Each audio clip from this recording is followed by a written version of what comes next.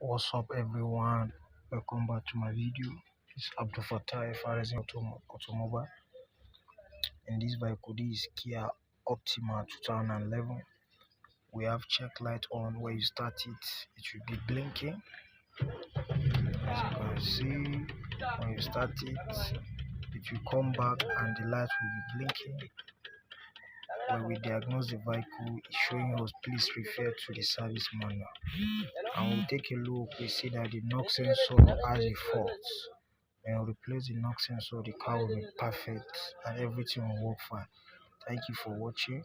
See you on my next video.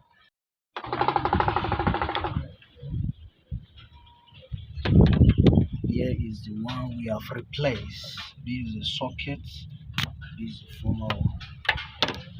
Alright, let's start the vehicle and see the check light off. As you can see, guys, the check light are off. Thank you for watching. See you on my next video.